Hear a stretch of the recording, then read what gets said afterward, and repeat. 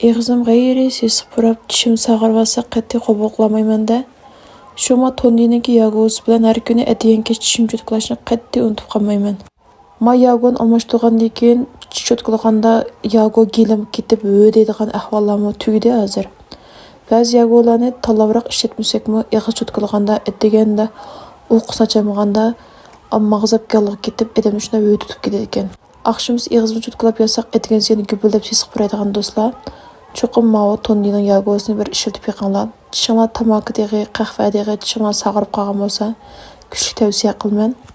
Bu yagoning tarkibida yanshan bo'g'achqa tishimizni oqartib yurdi. Uningdan boshqa tamim yengil yalpus etiydi. Akşamız ig'izini cho'tkalaganda atsin miysi holatda qo'pislar.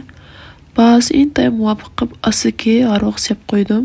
Yagoning ta'mi yaxshi bo'lmay qolib qolsa, odam tish cho'tkalashga shunday o'rinli qilib qoladi. Chimni cho'tkalsam, shu ta'mni o'ylasam, moy bo'ldilam cho'tkalmanlam yotay. Biroq tishlam qopay yoki cho'tkalmay ya bo'ldi. Atigan cho'tkalgandan keyin kech cho'tkalmasam bo'lar deb qo'yish yoqmaydigan bo'lib qoldi.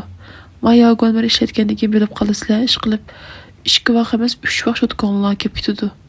Yalpuz damlik popotdan yeb baqqan, yalpuz damlik choy ichib baqqan bo'lsanglar, shu hissiyotni, shu ta'mni his qilasizlar.